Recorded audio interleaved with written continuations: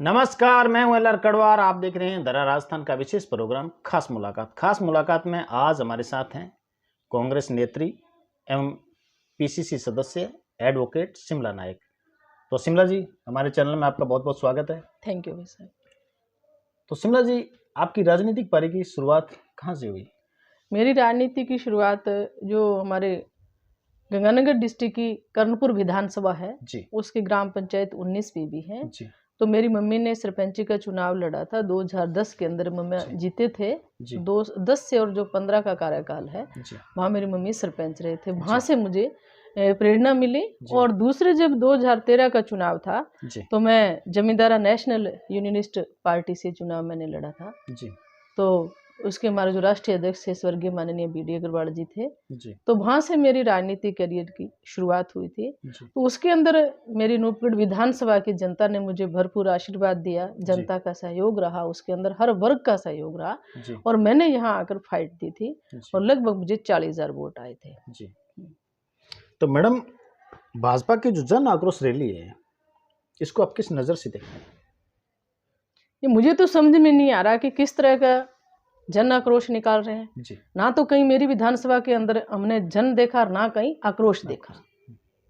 यहाँ हमारे दोनों विधायक बीजेपी के हैं। जी मुझे विधायक हैं वो 4 काम ही ऐसे गिना दे जिन्होंने किए हैं। जी दूसरा, 15 साल सांसद हमारे माननीय अर्जुन राम जी रहे हैं। जी तो रोजड़ी ग्राम पंचायत इन्होंने गोद ले रखी है, जी उसको कितने 4 चांद लगाए हैं इन्होंने। जी ऐसे 4 काम ही तो बताए ना भाजपा वाले कि हम 15 साल से सांसदगी कर रहे हैं, 10 साल से बीजेपी के विधायक है। जहाँ वो 4 कार्य तो गिनाए ना जनता के हित से संबंधित जो आपने किए हैं। जी रेलवे लाइन बिस्ते बिस्ते 15 साल तो निकल गए। जी अब मुझे पता नहीं कब आएगी कब जाएगी। जब भी चुनाव आते हैं तो वो पर्चा लेके खड़े हो जाते हैं। जी जन आक्रोश तो इनके खिलाफ है। जी जन आक्रोश जनता के अंदर राजस्थान के अंदर हमें तो कहीं दिखा नहीं है। जी क्योंकि पीछे अगर थोड़ा सा आप जाओ, जी लगभग राजस्थान के अंदर 9 उपचुनाव हुए थे। जी 9 में से 7 चुनाव अब हमारे कांग्रेस पार्टी ने जीते थे। जी तो कैसे कह सकते हो आपकी जन आक्रोश है? जी और अभी पीछे पंचायत समितियों के हमारे चुनाव हुए हैं, जिला परिषद के चुनाव हुए हैं। तो गंगानगर जिले के अंदर 9 पंचायत समिति जी। हैं। 9 में से हमने 8 पे हमारे प्रधान बनाए हैं। जी। और जनता ने पंचायती राज में पूरे राजस्थान के अंदर प्रचंड बहुमत दिया है कांग्रेस पार्टी को। जी तो कहाँ है जन और आक्रोश है? जी वे केंद्र सरकार से पूछिए कि किसानों से संबंधित क्या किया आपने, जी महंगाई पे क्या है। वर्तमान के अंदर एक मजदूर जो कमा के लेके आ रहा है जी उसका जीवन यापन करना मुश्किल कर दिया इन्होंने। जी डीजल के भाव देखिए आप, कहाँ है पेट्रोल के भाव देखिए आप, सरसों की बोतल लेके आइए उसकी कीमत क्या है आज। जी तो एक इंसान अपना इतनी महंगाई इन्होंने कर रखी है। जी कभी बेरोजगारी पे या कभी किसानों से संबंधित या कोई किसी विकास के मुद्दे पर कभी चर्चा करते हैं कि ये लोग 25 के 25 सांसद जीत के बीजेपी की झोली में डाले थे जनता ने। जी। लेकिन 25 के 25 सांसद बताएं कि कभी लोकसभा के अंदर हमारे जो लोकसभा क्षेत्र आता है इससे जो समस्याएं हैं इनके संबंध में कितनी बार वहां बोले। कितना बड़ा किसान आंदोलन था, कोई भी सांसद बोला क्या किसानों के संबंध में? जी लगभग 600 से 700 किसान बॉर्डर के ऊपर मारे गए थे वहां पे, जी है? तो एक भी सांसद ने किसानों की आवाज नहीं इन्होंने उठाई थी वहां पे जाके। तो किस जन आक्रोश की बात कर रहे हैं? राजस्थान के अंदर कहीं जन आक्रोश नहीं है, क्योंकि राजस्थान सरकार की जो नीतियां हैं, माननीय मुख्यमंत्री गहलोत साहब की जो नीतियां हैं, वो कोई जाति और धर्म देख के नहीं। ये लोग करते हैं जाति की राजनीति, धर्म की राजनीति करते हैं, भाई को भाई से लड़ाने की राजनीति करते हैं। लेकिन राजस्थान के अंदर हमारे वैसी राजनीति नहीं है। राजस्थान के हमारे जो मुख्यमंत्री माननीय अशोक गहलोत जी हैं, उनका बजट देखिए और जन कल्याणकारी योजनाएं देखिए आप।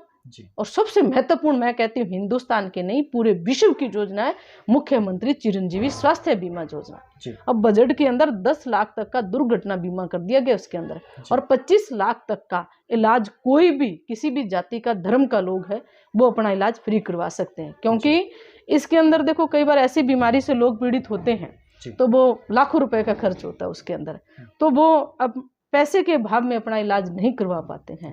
तो इतनी अच्छी महत्वपूर्ण योजना है कि इसके अंदर लोग अपना इलाज फ्री करवा सकते हैं। और सबसे महत्वपूर्ण दूसरी जो योजना राजस्थान गवर्नमेंट की है वो ओपीएस हमारी जो, तो वो कर्मचारी भाइयों का जो बुढ़ापे का सबसे बड़ा सहारा माना जाता है, अपनी सुरक्षा मानी जाती है कि बुढ़ापे का जो हमारा समय आता है तो वो सोशल सिक्योरिटी देने का राजस्थान गवर्नमेंट ने बहुत अच्छा प्रयास किया है। उसके अंदर हर वर्ग का भी, तो पीछे जो नगर निकाय के थे हमारे, जो नगर निगमों के थे, या विश्वविद्यालय, कर्मचारी थे जो वंचित थे, उनको भी बजट में हमारे राजस्थान गवर्नमेंट ने पेश किया है। जी। फिर आप इसी के साथ साथ आप देखिए पालनहार जैसी योजना है, एक महिला जैसी योजना है, वृद्ध पेंशन योजना है जो राजस्थान गवर्नमेंट दे रही थी, 500 250 दे रही थी, केंद्र की सरकार है, उन्होंने बंद कर दिया है, लेकिन राजस्थान गवर्नमेंट ने उसको 750 थी उसको 1000 कर दिया गया है वहाँ पे है। तो इसी के साथ साथ हमारे जो देखिए आप स्कूलों से संबंधित है, राजस्थान सरकार का कितना अच्छा बजट है स्कूलों के संबंध में कि हमारा भारत का भविष्य है। तो जो पहले इंग्लिश मीडियम स्कूल थे शहरों के अंदर थे, अब गाँवों के अंदर कर दिए हैं। जो कोई पहली से लेके 12वीं तक बच्चों की एजुकेशन हमारे फ्री कर दी।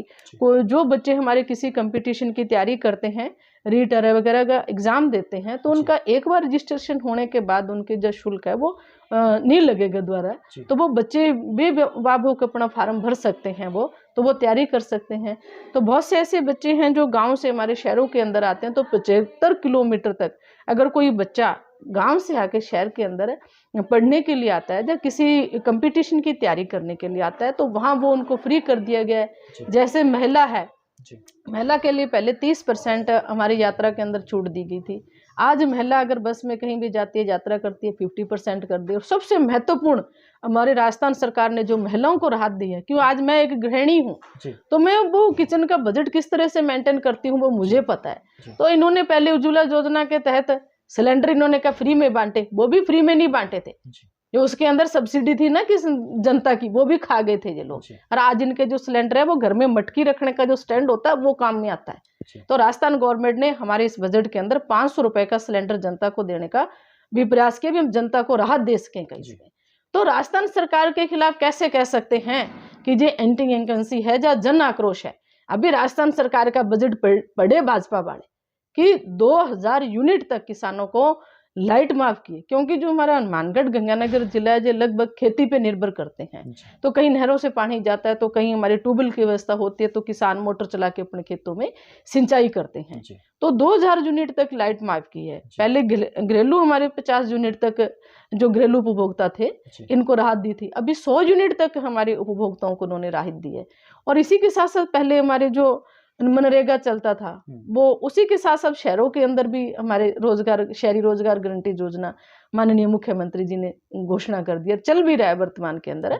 दूसरा, इंदिरा गांधी रसोई जैसी सुविधा आप देखिए कि कोई भी व्यक्ति है वो भूखा ना सोए, मात्र 8 रुपए के अंदर भोजन की व्यवस्था की गई है। इसी तरह से बच्चियां पढ़ रही हैं, उनको प्रोत्साहन के संबंध में देखिए। मैं कहती हूँ इतना अच्छा बजट, इतनी अच्छी राजस्थान सरकार की हमारी योजना बाल गोपाल योजना, जिसके अंदर बच्चों को 2 निःशुल्क ड्रेस का वितरण किया है। और इसके साथ साथ देखिए मुख्यमंत्री जी की सोच कितनी अच्छी है कि कोई बच्चा जिसकी घर की आर्थिक स्थिति ठीक नहीं है, 200 रुपए उसके अंदर सिलाई के भी साथ में आर्थिक सहयोग के रूप में उनको दिया है। सैकड़ों की संख्या में स्कूल हमारे क्रमोन्नत किए गए हैं। लेकिन भाजपा ने क्या किया, पहले जो अल्पसंख्यक के बच्चे थे इनको जो छात्रवृत्ति आती थी 1000 आता था, पहली से लेकर 5वीं तक आता था, और 6 क्लास से लेकर 12 तक 5000 रुपए आता था। वो छात्रवृत्ति इन लोगों ने बंद की है। तो जन आक्रोश तो इनके खिलाफ है, ना कि हमारी कांग्रेस सरकार के खिलाफ है। मैं पूरे विश्वास और आत्मविश्वास के साथ, और पूरे मेरा विश्वास है और जनता का जो जन भावना, अभी हाथ से हाथ जोड़ो कार्यक्रम के तहत राजस्थान सरकार की जो योजनाएं गांव-गांव तक लेके जा रहे हैं, जनता में बहुत अच्छा उत्साह है और पूरी आशा और उम्मीद भी है। दावे के साथ कहती हूँ कि राजस्थान के अंदर हमारी गवर्नमेंट है वो रिपीट होगी, इसमें कोई दो राय नहीं है, क्योंकि राजस्थान सरकार की नीतियाँ और जन कल्याण से संबंधित योजनाएं बहुत अच्छी हैं। जी मैडम, बात करें इस समय देश की आबो हवा कैसी चल रही है? वो तो मीडिया से छुपी हुई नहीं है कि आबोहवा कैसी चल रही है, वर्तमान के अंदर राजनीति किस तरह की जा रही है। सबसे पहले तो मैं आपसे जो आपका फील्ड है जिससे आप आते हो उसी पे चर्चा करती हूँ कि बीबीसी के ऊपर क्या किया है।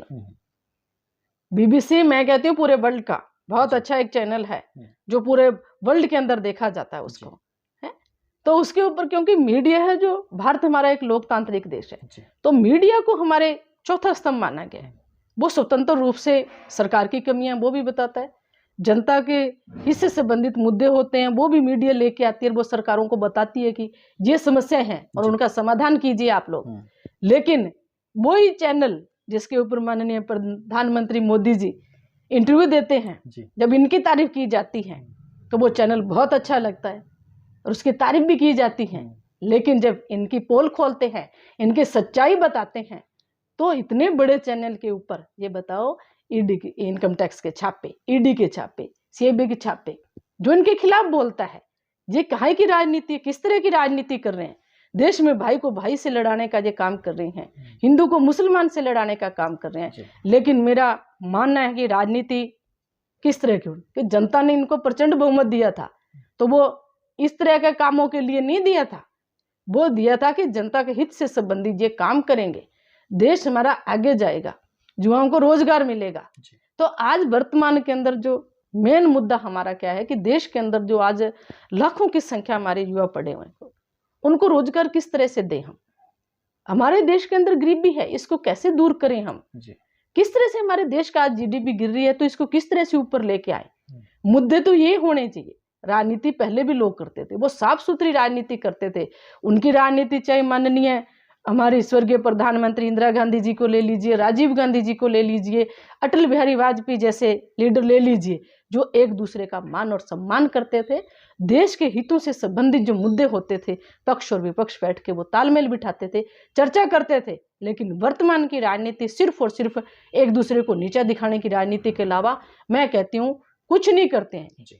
तो मेरा ये मानना है कि जो ये कर रहे हैं, तो आने वाला वक्त है वो जनता इनको बताएगी कि आप किस तरह की राजनीति कर रहे हैं।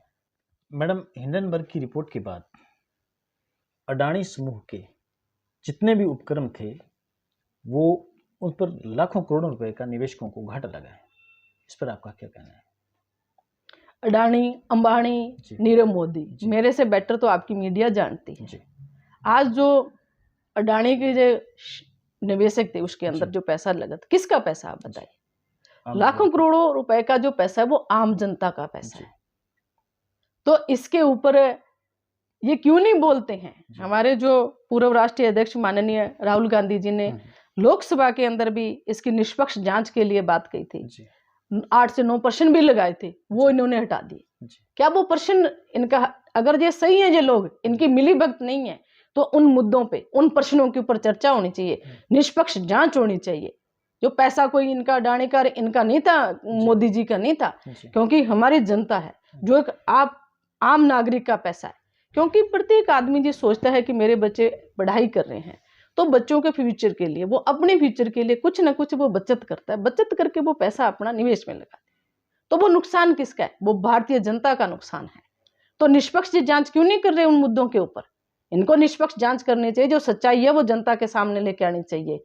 है लाखों करोड़ रुपए का जनता को नुकसान देके कौन सी दिशा में देश को लेके जा रहे हैं? जो हमारी प्रॉपर्टियां पहले बनी हुई थी, ये तो बेच खाए।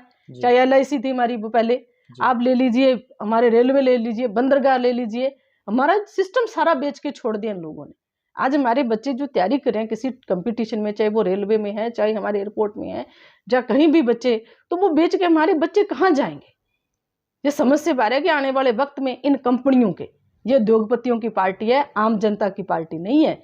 ये उनके, हमारे बच्चों को 5-5, 7-7 हजार में नौकर बना के छोड़ देंगे, ये किसी भी लायक नहीं छोड़ेंगे। पीछे अग्निवीर जैसी ये योजना लेके आ रहे थे, क्या देश की सिक्योरिटी के साथ क्या हम खिलवाड़ कर रहे हैं? 18-19 साल का बच्चा कितना मैच्योर है आप बताइए। लेकिन देश की रक्षा करने के लिए आज बीएसएफ पे, हमारा जो मेरी विधानसभा आती है, ये लगभग बॉर्डर का एरिया लग जाता है हमारा यहाँ पे, तो दिन रात वो पहरी की तरह खड़े रहते हैं। कितना एक मेहनत करते हैं वो लोग उस चीज के लिए, किस तरह की ट्रेनिंग की जाती है। ये तो क्या सिस्टम है और कौन सी दिशा में हम हमारे देश को लेके जा रहे हैं, ये तो हमारी भी समझ से परे हैं। लेकिन जनता समझ चुकी है, आने वाले 23 और 24 के चुनाव में इसका खामियाजा भाजपा को भुगतना पड़ेगा। मैडम, अभी हाल ही में आरबीआई ने जो रेपो रेट बढ़ाई है, रेपो रेट यानी बैंक की ब्याज दरें तय करता है, उसमें बैंक की जो ईएमआई है वो बढ़ जाती है। और आजकल आम आदमी किस्तों की जिंदगी जी रहा है, जैसे होम लोन हो गया, टीवी लोन हो गया, फ्रिज लोन हो गया, कार लोन हो गया। तो इस पर आप क्या कहेंगे? देखो, ये तो इन लोगों का सिस्टम है, लाखों करोड़ों रुपए लेके ये भाग जाते हैं। उनके ऊपर क्या करते हैं? कभी वो पैसा वापिस आया क्या? किसका पैसा था? तो जनता, अभी एलआईसी का देखिए, वो डूबा, जनता कहाँ जाएगी आप बताइए? तो वो मरता क्या करेगा इंसान, बताओ। आज किसान है हमारे, वो मजबूरी में, चाहे बच्ची की शादी है, चाहे उसके कोई ऐसी बीमारी आ गई, तो वो क्या करता है कि अपनी जमीन के ऊपर लोन ले लेता है, केसीसी उठाता है वो उसके ऊपर। तो उसको कितने ब्याज में देते हैं आप बताइए? 8%, 14% तक ब्याज लगता है हमारे किसानों का। वो ब्याज भरता भरता के इंसान मर जाता है। और कई बार तो ऐसी कंडीशन आ जाती है कि बैंक हमारे किसानों की जो जमीन है उसकी कुर्की तक कर देते हैं। लेकिन कभी इनकी संपत्ति भी तो कुर्क कीजिए। बाणी डाणी नीरव मोदी जैसे लाखों करोड़ों रुपए लेके आपके भाग गए है, उनके खिलाफ तो उनका तो टैक्स भी माफ है, उनका तो बैंक लोन भी माफ है। तो क्या उम्मीद करते हो कि देश की जीडीपी आगे जाएगी क्या? ये चीजें जो आप बता रहे हो लोन वाली चीजें रुकेंगी क्या? कैसे रुकेंगी ये चीजें? क्योंकि चंद लोगों के हाथों में आज हमारे देश को गिरवी रखने का काम ये लोग कर रहे हैं। आखिरी सवाल मैडम, अभी होली का पर्व आ रहा है, तो आप अपने क्षेत्रवासियों को क्या संदेश देना चाहेंगे? सर्वप्रथम तो मैं मेरे क्षेत्रवासियों को और पूरे विश्व को मैं होली की हार्दिक शुभकामनाएं देना चाहती हूँ, बहुत बहुत बधाई देना चाहती हूँ। और मैं मेरे ईश्वर से ये प्रार्थना करना चाहती हूँ कि पीछे तुर्की के अंदर जो भूकंप आया, अर्थक्वेक आया, उसके अंदर सैकड़ों की संख्या में, हजारों की संख्या में छोटे छोटे बच्चे, महिला, पुरुष वो दब गए, कई को बहुत भार नुकसान हुआ। ये क्यों प्रकृति है, इसको हम चैलेंज नहीं कर सकते, तो प्रकृति का जो करती है उसे सहन करना पड़ता है। लेकिन मेरे ईश्वर से प्रार्थना है कि प्रभु ऐसी कोई घटना कभी मत करना। और होली का त्यौहार है वो प्रत्येक व्यक्ति के जीवन के अंदर खुशहाली लेकर आए, पूरे आशा और उम्मीद से भरा हुआ त्यौहार हो। और सबसे बड़ी मैं एक बात कहना चाह रही हूँ कि वर्तमान के अंदर हमारे जो राजनीतिक है वो धर्म पे आके टिक गई है। क्योंकि त्योहार होता है वो आपसी भाईचारे का तुना, चाहे वो गुरुपर्व को ले लीजिए, चाहे आप ईद को ले लीजिए, चाहे आप होली को ले लीजिए, चाहे आप दीपावली को ले लीजिए, चाहे आप गुड फ्राइडे को ले लीजिए। ये ऐसे चुनाव, ऐसे त्योहार हैं जिनको हमें आपसी भाईचारे से, सद्भावना से, एकता से हमें मनाना चाहिए। क्योंकि जो हिंदुस्तान हमारा देश है वो बहुत ही भारतीय संस्कृति और सभ्यता का मैं कहती हूँ, और एक पूरे विश्व के अंदर आपसी भाईचारे के अंदर पहला स्थान मैं मानती हूँ कि आज भी जहाँ रहते हैं तो मान और सम्मान हमारी भारतीय संस्कृति की परंपरा रही है। तो प्रत्येक व्यक्ति को मेरा ये संदेश है, हर जाति को, हर धर्म को, हर मेरे बड़े भाई को, बूढ़े को, बहन को, कि ये त्योहार है हमें आपसी सद्भाव से, भाईचारे से मनाना चाहिए, किसी तरह का मन और मुटाव नहीं रखना चाहिए।